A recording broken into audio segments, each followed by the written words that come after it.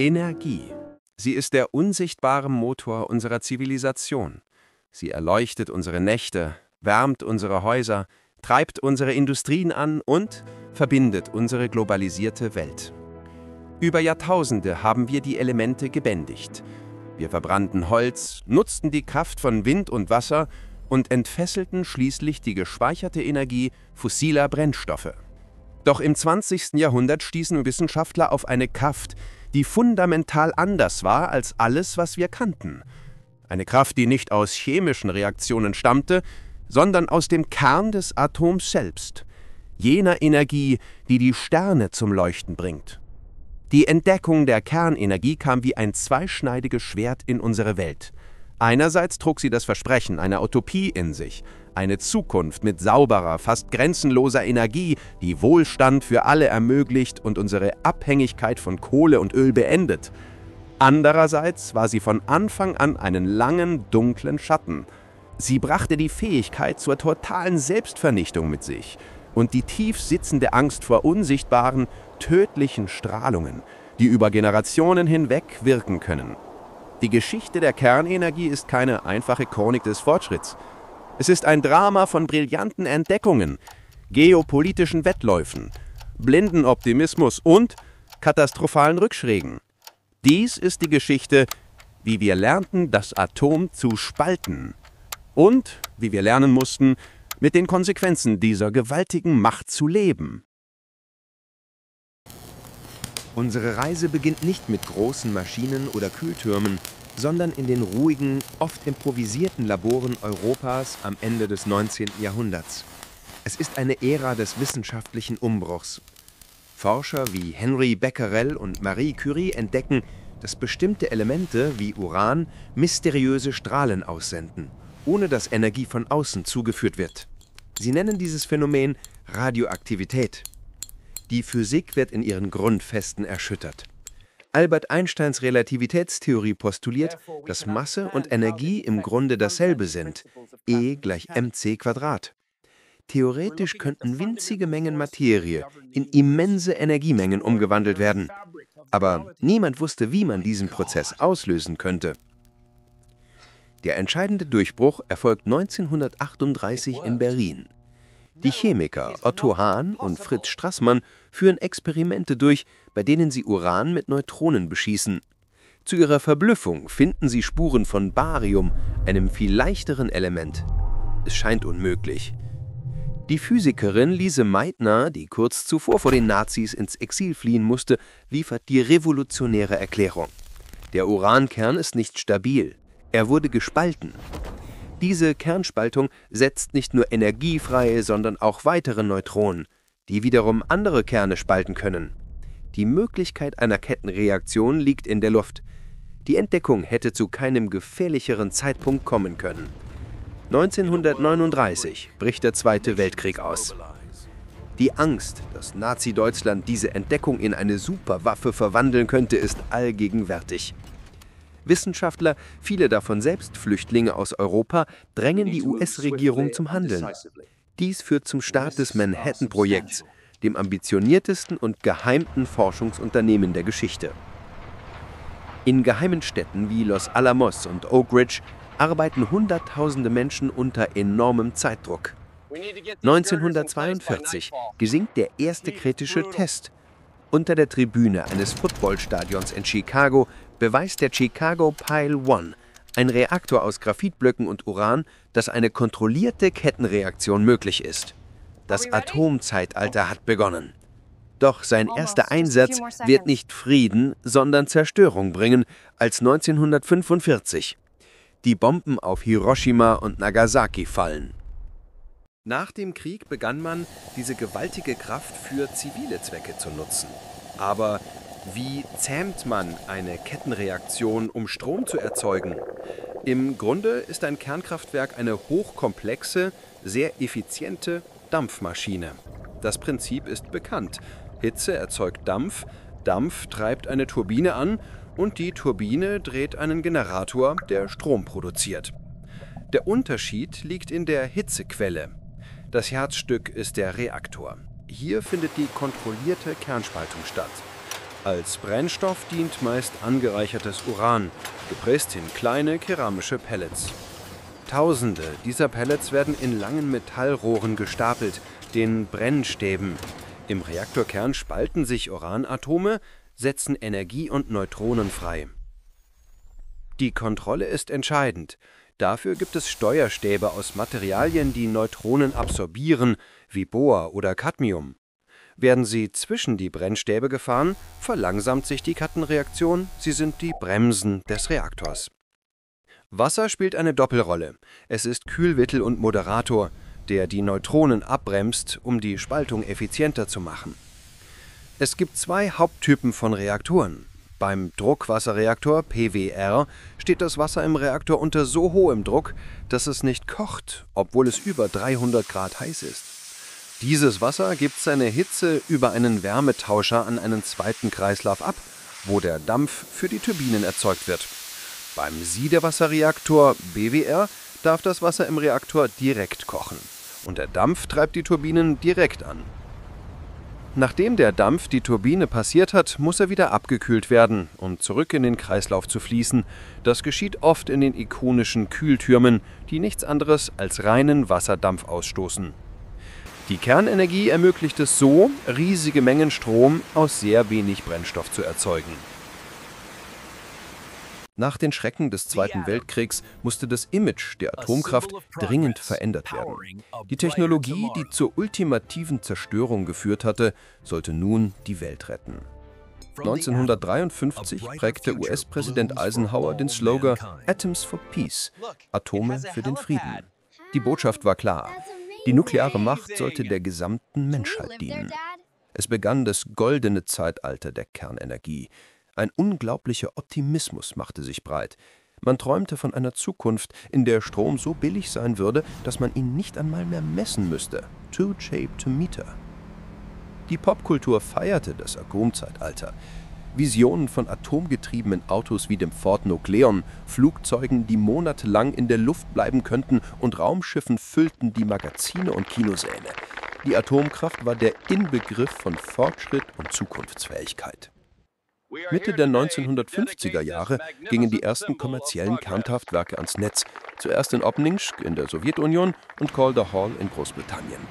Es war ein technologischer Wettlauf im Kalten Krieg, bei dem jede Supermacht ihre Überlegenheit demonstrieren wollte. Überall auf der Welt wurden Reaktoren geplant und gebaut. In den 60er und 70er Jahren stieg der Energiebedarf der Industrienationen rasant an. Die Ölkrise 1973 verstärkte den Wunsch nach Energieunabhängigkeit. Die Kernenergie schien die perfekte Antwort zu sein. Leistungsstark und zuverlässig.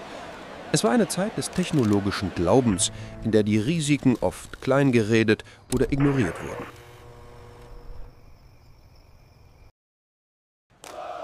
In den 1970er Jahren begann die anfängliche Euphorie zu verblassen. Bedenken über die Sicherheit der Anlagen, die Risiken niedriger Strahlendosen und die ungelöste Frage des Atommülls führten zur Entstehung einer starken Anti-Atomkraftbewegung. Der Glaube an die absolute Beherrschbarkeit der Technologie bekam Risse. 1979 dann der erste große Schock. Der Unfall im Kernkraftwerk 3 Mile Island in Pennsylvania, USA. Durch eine Verkettung von technischen Problemen, fehlerhaften Instrumenten und menschlichen Fehlentscheidungen im Kontrollraum fiel die Kühlung des Reaktors aus. Es kam zu einer partiellen Kernschmelze. Obwohl nur geringe Mengen Radioaktivität freigesetzt wurden, war der psychologische Effekt verheerend. Der Traum von der sicheren Atomkraft war geplatzt. Der Ausbau in den USA kam praktisch zum Stillstand. Doch die wahre Katastrophe, die das Ende des goldenen Zeitalters markieren sollte, ereignete sich 7 Jahre später. Am 26. April 1986 explodierte Block 4 des Kernkraftwerks Tschernobyl in der Sowjetunion. Ein riskanter Sicherheitstest geriet außer Kontrolle. Durch eine Kombination aus einem fundamental fehlerhaften Reaktordesign, dem ABMK-Reaktor, der instabil war, und grober Fahrlässigkeit kam es zu einer Leistungsexkursion. 2 gewaltige Explosionen sprengten das Dach des Gebäudes ab und legten den glühenden Reaktorkern frei. Es war der Super-GAU. Radioaktives Material wurde tagelang in die Atmosphäre geschleudert und verteilte sich mit dem Wind über ganz Europa. Die Sowjetunion versuchte zunächst, den Unfall zu vertuschen.